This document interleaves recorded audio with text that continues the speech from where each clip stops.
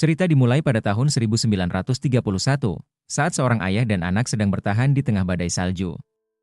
Mereka tiba di sebuah rumah, dan sang ayah meminta izin kepada pemilik rumah agar mereka bisa beristirahat dan tinggal selama beberapa hari. Pemilik rumah, seorang ibu, tidak keberatan. Anak perempuan itu kemudian mengungkapkan bahwa ia lebih suka musik ponsari, sejenis musik tradisional Korea, daripada bersekolah. Mendengar hal ini, ibu rumah tersebut meminta anak itu untuk menyanyi. Waktu berlalu, dan cerita berpindah ke tahun 1965 di Mokpo. Seorang gadis bernama Jongneon sedang mencari kerang bersama para ibu sambil bernyanyi. Jongneon dan kakaknya juga terlihat berjualan ikan di pasar.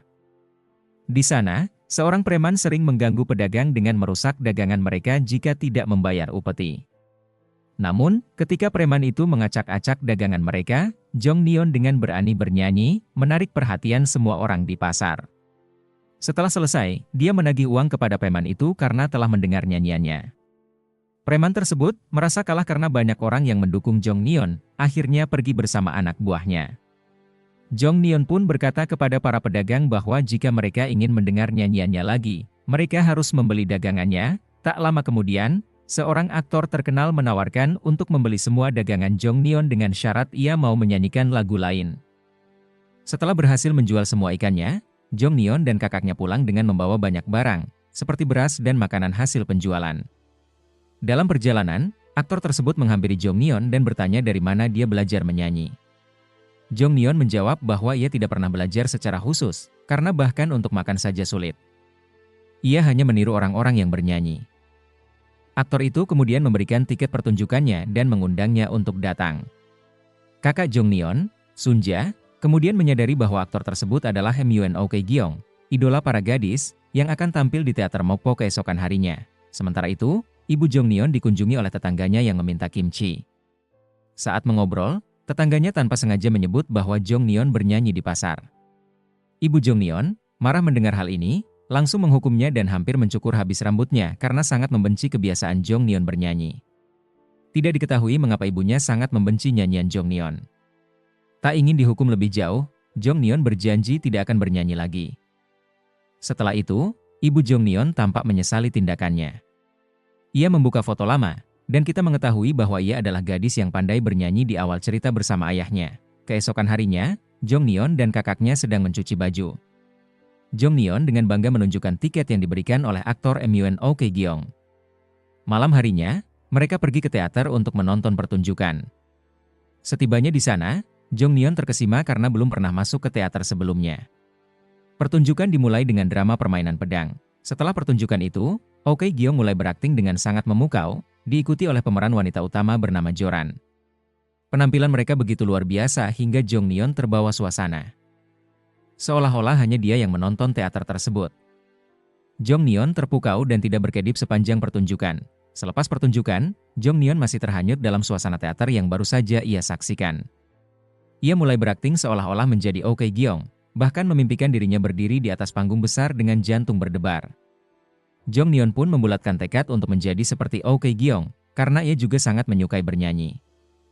Keesokan harinya, Jongneon pergi ke villa tempat Oh Kye-gyeong menginap, namun rombongannya sudah pergi.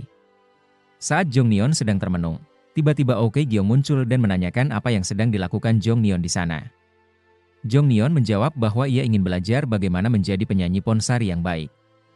Oh Kye-gyeong kemudian membawa Jongneon ke ruangannya dan mulai mengajarinya cara berakting, menari, dan bernyanyi dengan benar.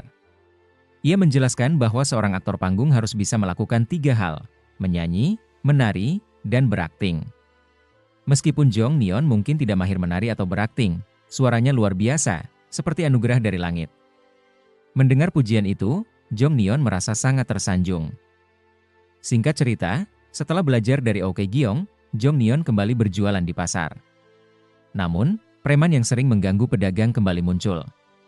Jongneon pun kembali ke villa dan memohon kepada Oh Kye-gyeong untuk mengajarinya lebih banyak, karena ia ingin pergi ke Seoul dan keluar dari Mokpo agar tidak terus-menerus ditindas oleh preman. Akhirnya, Oh Kye-gyeong setuju untuk mengajarinya. Meskipun pada awalnya Jongneon mengalami beberapa kesulitan dalam belajar, hari demi hari, mereka terus berlatih hingga akhirnya Jongneon mulai menunjukkan kemajuan.